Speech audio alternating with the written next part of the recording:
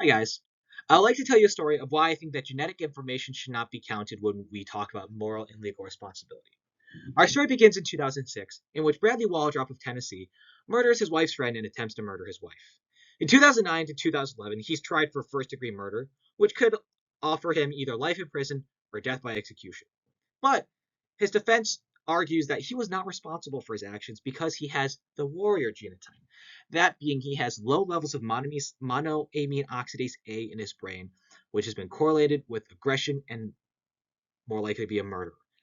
And so this evidence is deemed admissible by the court, and Bradley's punishment is decided to be 32 years in prison, which is still hefty, but very less than the original punishment. This means that this genetic information had a great impact on the trial, which I think was a horrible thing and I think should not happen in the future. Here's why. First, let's look at the original paper published in 2002 in which this link was discovered.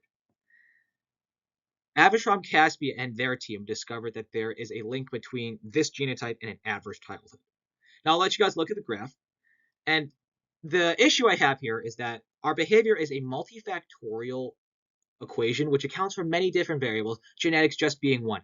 They even acknowledge that their study was more looking at the effect of an adverse childhood rather than the genotype itself. And as you can see down here, it is more the presence of a bad childhood that moderates the relationship. In a case where their childhood is similar in minimal levels of adversity, people with a higher genotype are more likely to have antisocial personality disorder, antisocial personality symptoms. This is to say that they cannot establish a causal relationship between these two variables, and that there is no relationship where one gene directly causes one behavior. Next up, I would like to talk about Rose McDermott's 2009 paper. And the reason I'm talking about this one is that this one was written around the time of the trial, which very means that the people in the trial could have read this paper and influenced their decision. Now, I take two major issues with this, and here's why.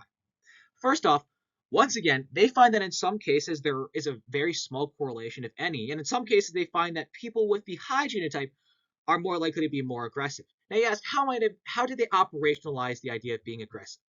They did it by saying, if you are more likely to administer hot sauce to someone who steals your money, you're more likely to be aggressive. This is my second issue. We cannot extrapolate the idea of administering hot sauce to be equivalent to the idea of, oh, you're going to murder someone. I think that is a gross overstepping of what extrapolation can do, and I think that is a very dangerous thing to do. So next up, I like to look from a philosophical approach. I don't like this because falls under what I call genetic determinism. And genetic determinism treats us as if we are computers that are going to mindlessly execute our code, which in our case is our DNA that we have no control over. That is just what we're going to do. And because of this, this can lead us to have more external locuses of control and less self-efficacy. And by utilitarian view, this will confer a net negative society that provide any sort of benefit because these two symptoms are more likely correlated with anxious and depressive symptoms, which are not good. Secondly, this is incompatible with a Kantian view of the world, as Kant states that in order for morality to exist, freedom must exist. And in genetic determinism, freedom cannot exist because we have no control over what we do. Therefore, by a genetic deterministic view, there is no morality in the world, which we know is not true.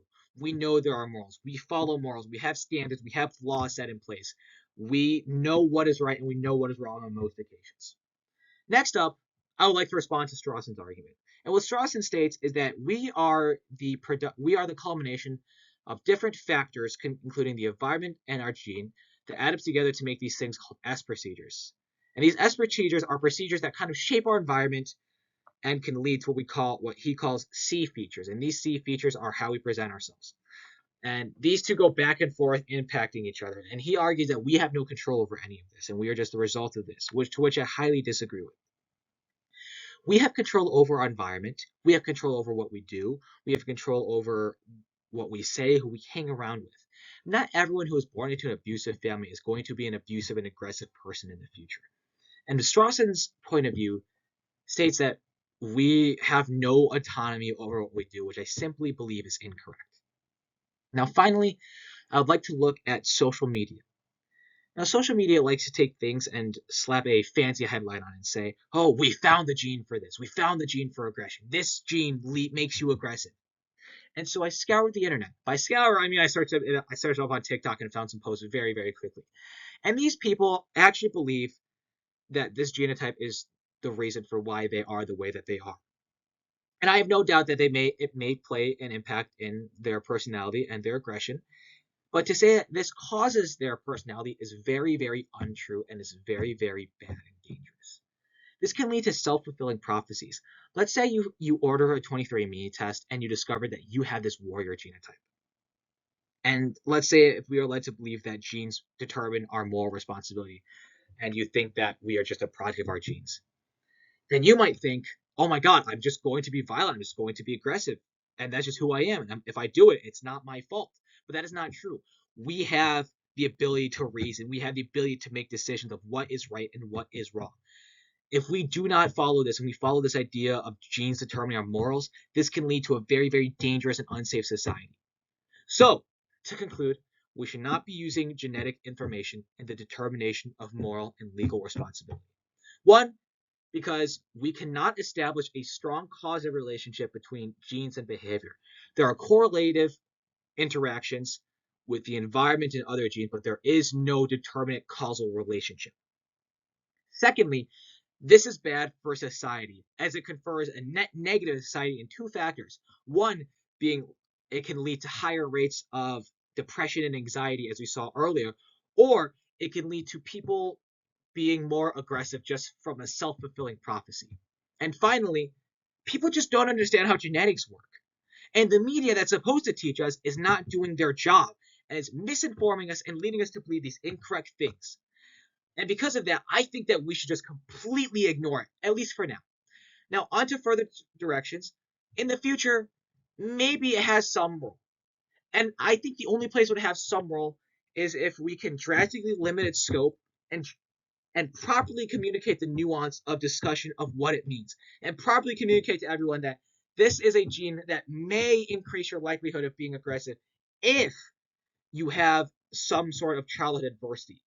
But until then, I don't think we can use genetics to determine our morals. So, thank you for listening, guys. I'd like to acknowledge Dr. Wiggleton Little and Dr. Cole for funding and supporting this, and I hope you guys have a wonderful day.